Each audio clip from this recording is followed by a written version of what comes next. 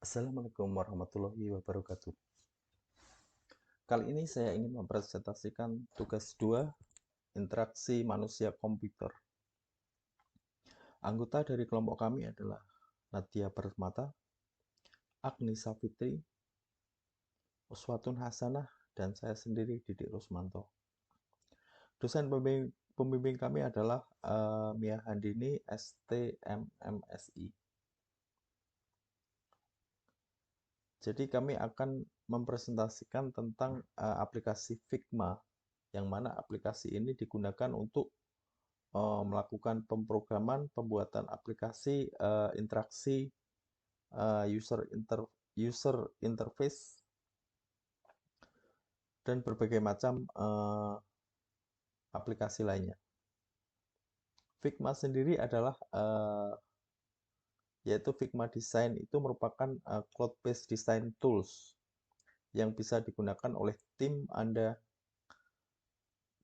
kapanpun dan dimanapun. Jadi Figma ini menawarkan sebuah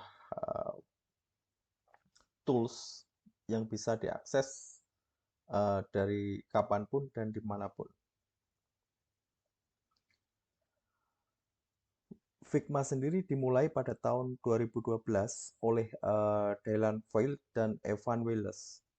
Pada awalnya, Field and Wallace ini adalah bereksperimen dengan ide yang berbeda, diantaranya membuat software untuk drone dan generator meme sebelum akhirnya memilih perangkat lunak editor grafis berbasis web. Apa itu Figma? Figma adalah aplikasi berbasis web yang digunakan untuk mendesain UI dan UX karena kita akan membuat aplikasi web dan berbagai komponen user interface. Figma juga adalah aplikasi untuk kolaborasi para desainer yang bisa membuat desain secara bersamaan.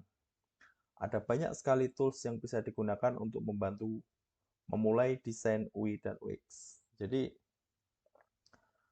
Figma ini aplikasinya berbasis website. Kita tidak perlu menginstal di komputer kita. Jadi yang penting kita punya akses internet, kita bisa mengakses website Figma, kita sudah bisa melakukan atau membuat suatu aplikasi secara bersama-sama dengan teman yang berada di tempat yang berbeda. Sehingga salah satu kelebihan Figma yaitu dapat menghemat waktu. Jadi kita tidak perlu harus ketemuan atau apa untuk bisa mengerjakan secara bersama-sama. Karena desainer ini bisa langsung berkolaborasi seperti mengubah rancangan desain dalam waktu yang bersamaan. Figma didesain menjadi lebih efisien dan konsisten karena menggunakan sistem cloud atau online. Figma ini bisa kamu buka di berbagai platform seperti Mac, Linux, Windows, dan berbagai macam sistem operasi lainnya. Bisa membuka Figma menggunakan web browser. Sebagai digital design and prototype tools, Figma ini memudahkan kolaborasi dalam mendesain website, aplikasi, serta berbagai komponen user interface lainnya karena bekerja di cloud dan bisa diakses via browser di mana saja selama ada laptop dan internet. Selain Twitter, aplikasi ini juga digunakan oleh big brand lainnya. Jadi Twitter itu menggunakan aplikasi Figma ini. Seperti yang udah sedikit saya singgung sebelumnya, basically Figma Design punya fungsi yang sama dengan tools lain seperti yang kita kenal kayak Sketch atau Adobe XD. Tapi karena fitur kolaborasinya itu tadi, Figma menawarkan sesuatu yang berpotensi menjadi cleanser untuk desainer dan bisnis yang mencari alternatif lebih baik dalam situasi saat ini. Jadi ini sangat-sangat bagus sekali Figma karena di saat orang tidak boleh kemana-mana dalam masa pandemi, orang masih bisa bekerja dengan Figma. Perkenalkan, nama saya Adi Permata dengan NPM 240 172 041. Saya akan menjelaskan atau melanjutkan presentasi yang sudah dijelaskan oleh Kak Didik sebelumnya mengenai pendahuluan yang dimana isinya itu berisi tentang sejarah Figma, kemudian apa itu Figma, dan juga fungsi dari Figma. Di sini saya akan menjelaskan pengenalan isi tools Figma. Untuk lebih lengkap lagi, seperti tutorial, itu akan dijelaskan oleh Kak Agni di video selanjutnya. Baik, dalam Figma ini, sebelumnya, saya akan menjelaskan sedikit terlebih dahulu bagaimana fitur-fitur Figma, kemudian bagaimana Figma itu dapat digunakan. Jadi, banyak sekali fitur-fitur yang bisa digunakan dalam Figma yang membantu kita sebagai pengguna pemula, yang diantaranya fitur kolaborasi hingga fitur desain yang menawarkan penggunanya agar bisa bekerja sama secara bersama-sama dalam satu frame secara online yang sedang diperbincangkan saat ini. Tapi, Figma juga bisa secara berbayar, hanya saja diberikan fasilitas ataupun kualitas yang berbeda. Jika secara online itu kita akan diberikan fitur-fitur yang secukupnya atau sesederhana sudah disediakan oleh Figma. Dan selebihnya adalah kita yang mendesain tersebut sesuai keinginan kita. Tapi jika kita berbayar, itu kita akan diberikan template-template yang kita hanya tinggal mengeditnya, kemudian kita membuat rekayasa ulang terlebih dahulu, kemudian mengeditnya agar lebih menarik lagi. Dan juga dalam berbayar tersebut, kita dapat mendownloadnya secara gratis dan online. Tapi dibandingkan dengan online itu tidak bisa. Kemudian, dari adanya fitur tersebut, aplikasi UI dan UX tersedia tersebut memberikan berbagai inovasi yang unik dan juga memberikan inspirasi untuk kita ataupun motivasi dalam membuat atau menyajikan desain dan idenya secara menarik dan juga dengan tambahan desain ide hingga fitur-fitur yang canggih. Kemudian, macam-macam tools dalam Figma itu, yang pertama kita saat membuka Figma, kita akan disuruh untuk membuat akun ataupun login terlebih dahulu, kemudian kita akan men-create-nya, dalam men-create tersebut kita akan melihat suatu tools utama yang dimana seperti ini fiturnya. Ini adalah menu utama, kemudian ini adalah untuk apa namanya ya, kalau kita tuh namanya ini adalah untuk tanda panah seperti yang ini, kemudian ini adalah frame, kemudian di sini ada space tools, kemudian untuk pensil gitu, seperti mewarna atau menuliskan atau tanda tangan atau mengedit-edit garis-garis. Kemudian di sini ada teks, kemudian di sini ada untuk mencari kita memasukkan suatu foto dalam file kita, file manager, kemudian di sini ada hand, juga di sini ada teks komentar. Dan di sini juga ada layer, asset, kemudian page. Ini untuk menambahkan suatu page juga di sini. Ini adalah untuk mengganti namanya, yang dimana namanya tersebut jika ini didapatkan dari frame.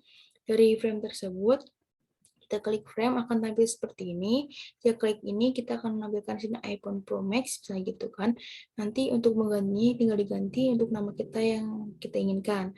Selanjutnya, untuk bagian shape tools-nya itu berisikan tentang rectangle, line, arrows, ellipse, kemudian polygon, start. Ini untuk seperti bagian, misalnya kita contohnya adalah e-commerce Shopee, itu di situ untuk bagian produknya itu akan menggunakan rectangle, untuk ininya arrows-nya itu untuk seperti tanda panah pencaharian hingga kembali. Kemudian ellipse itu untuk lingkarannya, entah lingkaran untuk mengklik, untuk tanda-tanda mengkliknya tersebut atau yang lain. Selanjutnya itu ada terus bagian drawings yang di sini. Ini adalah drawing, itu disebut untuk pensil juga atau pulpen. Kemudian ada teks di sininya.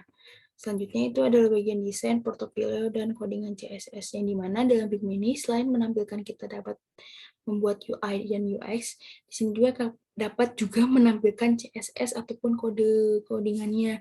Yang dimana jika kita membuat suatu website tersebut, untuk mencarinya tidak perlu mencari di internet hingga membuat tersendiri, jadi kita cukup membuat di dalam Figma, kemudian kita menginspeknya, kemudian ada CSS-nya akan menampilkan juga coding-codingan tersebut.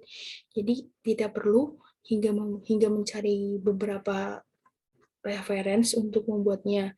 Cukup membuat di Figma, kemudian diinspek, kemudian akan tampil CSS-nya, dan kita akan merangkainya codingannya tersebut hingga menampilkan UI ataupun desain yang kita harapkan di dalam suatu website tersebut.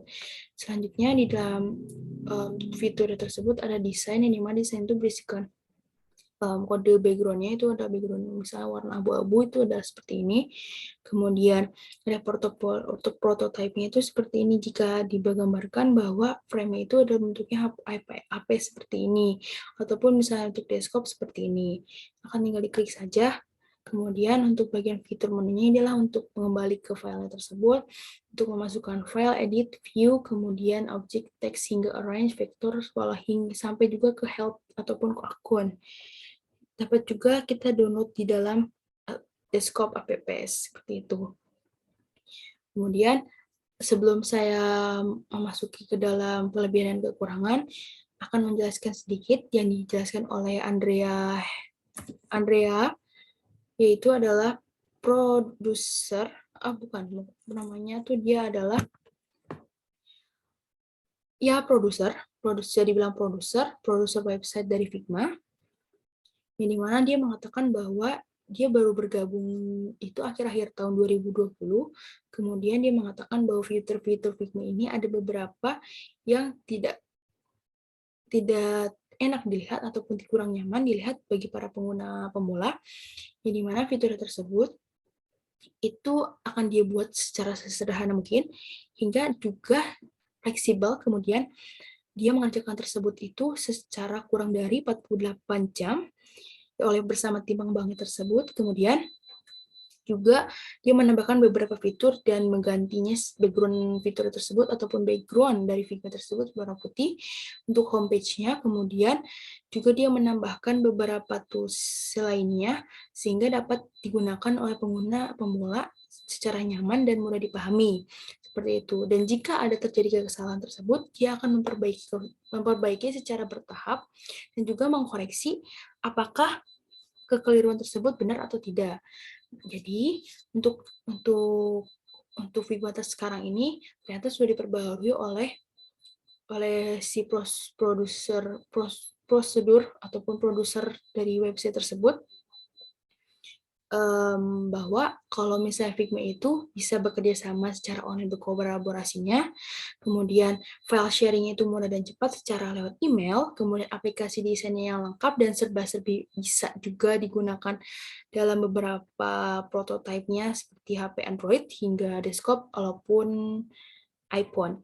Kemudian berbasis code tanpa perlu diinstalasi ataupun juga bisa diinstalasi. Kemudian banyak plugin tambahan yang tersedia seperti tambahan fitur-fitur yang tersedia hingga kita dapat menambahkan fitur gambar dalam Figma tersebut. Dan juga ada paket gratis. Selanjutnya untuk kekurangan Figma, yang pertama itu Figma jika secara online itu tidak bisa dijalankan tanpa koneksi internet dan juga membutuhkan kapasitas RAM yang cukup banyak ataupun lumayan, dan juga graphic card-nya juga yang memumpuni, dan graphic card-nya juga yang cukup banyak memakan RAM seperti itu. Kekurangan Figma hanya itu saja. Mungkin jika dibilang akan diperbaiki, mungkin itu lebih menjurus ke programmer desainnya juga dan juga pengembangnya. Kita di sini kelompok hanya menganalisis dan juga mereview sesuai pemikiran kita dan pengalaman kita yang kita alami sebagai user dalam penggunaan Figma tersebut. Tidak ada mengkritik ataupun menyela Figma tersebut. Figma itu semua software UI ataupun UI UX design itu semua bagus dan juga menarik dan untuk digunakan. Hanya saja ada beberapa yang kita setujukan untuk mengambil software tersebut untuk kita perdalam dalam tugas ini. Seperti itu.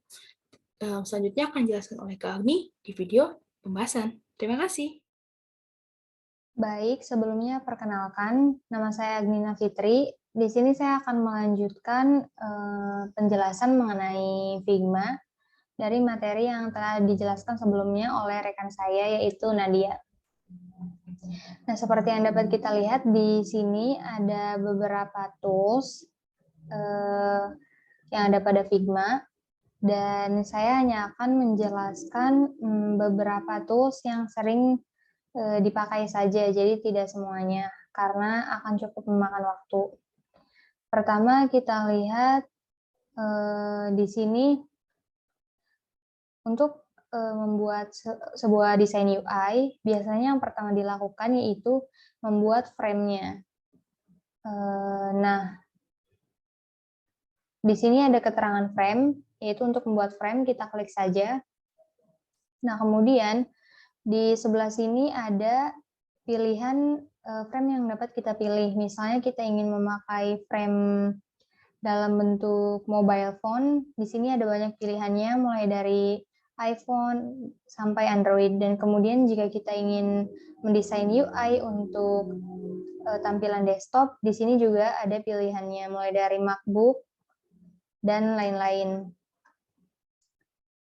Nah, misalnya di sini kita ambil contoh, kita akan membuat desain UI dalam bentuk mobile phone, dan di sini saya akan menggunakan frame dari iPhone 11. Nah, di sini sudah muncul frame-nya.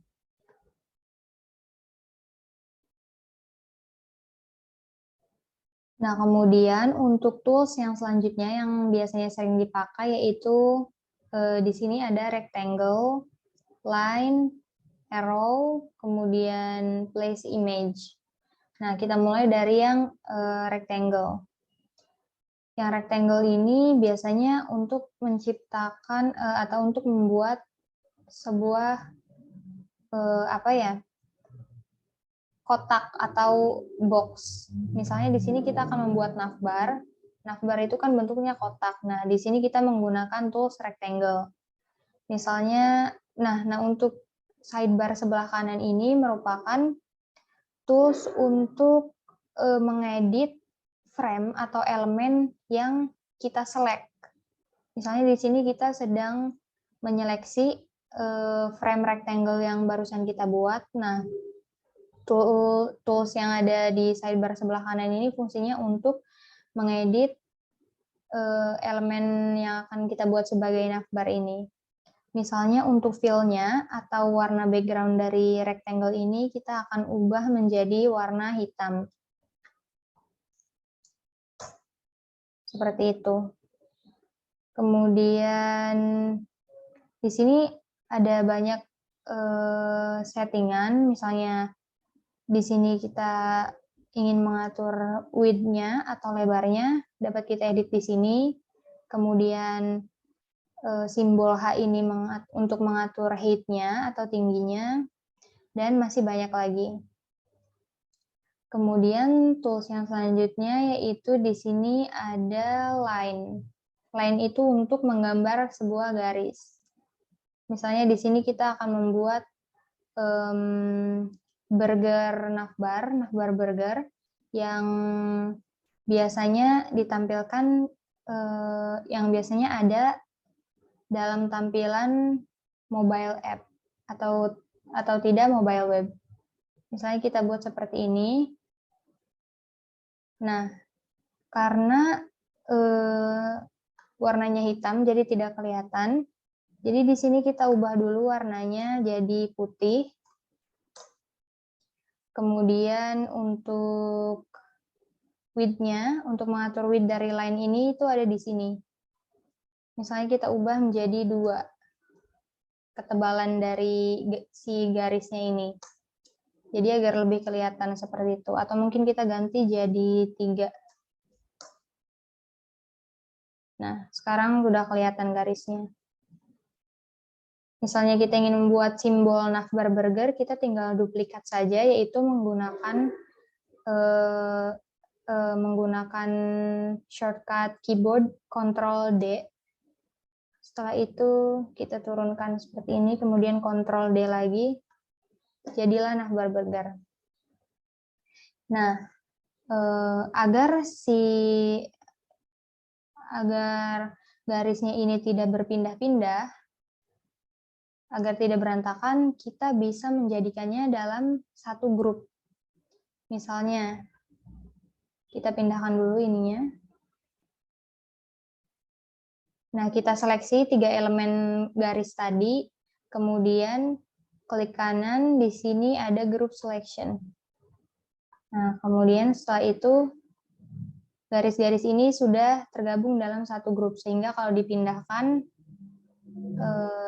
mereka tiga-tiganya pindah, seperti itu. Nah, kemudian tools yang selanjutnya itu yang biasanya paling sering dipakai di sini ada place image. Di sini misalnya kita ingin menginsert atau mengimport sebuah image untuk keperluan UI, itu kita melakukannya dari sini. Nah, ini akan langsung diarahkan ke file yang ada di komputer kita, kemudian kita tinggal pilih image-nya, misalnya ini. Nah, kemudian kita tinggal drop di mana kita ingin meletakkan image-nya, kemudian kita tinggal klik. Nah, kemudian selesai seperti itu.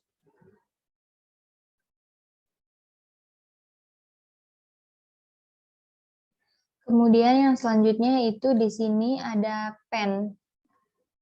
Pen ini fungsinya misalnya kita ingin membuat sebuah bentuk tertentu yang hanya tinggal tarik garis saja, misalnya sebuah kurva. Nah, kita tinggal tarik garis saja, seperti itu.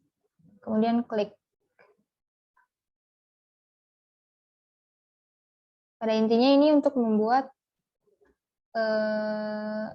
sebuah bentuk yang tinggal tarik garis saja, seperti itu. Nah, kemudian untuk kembali, ini kan masih mode pen tadi, ini adalah mode pen.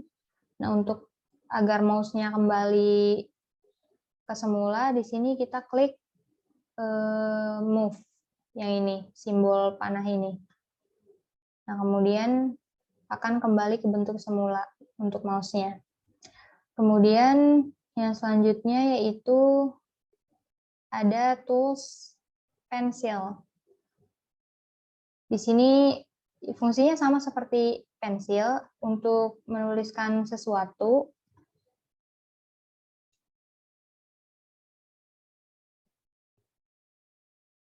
Misalnya di sini kita tulis saja nama saya.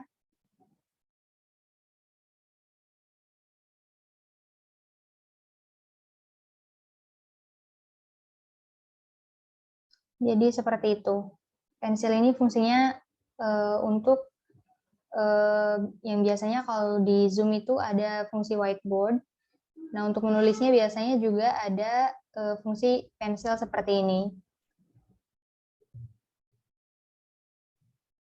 Kemudian tools yang terakhir yang akan saya jelaskan, yang paling sering dipakai dalam penggunaan Figma ini yaitu biasanya ini teks. Jika kita ingin membuat sebuah teks, kita tinggal drop saja seperti ini.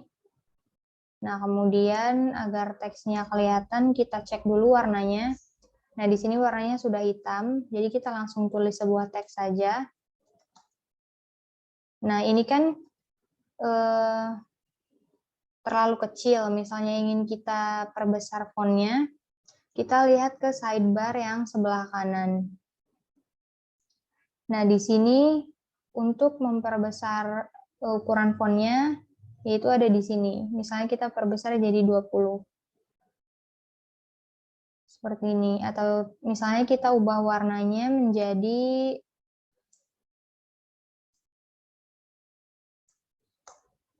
ini. Seperti itu. Baik, mungkin cukup sekian yang dapat saya jelaskan mengenai fungsi tools yang ada di Figma. Saya mohon maaf bila terdapat banyak kekurangan. Kurang lebihnya mohon maaf. Wassalamualaikum warahmatullahi wabarakatuh.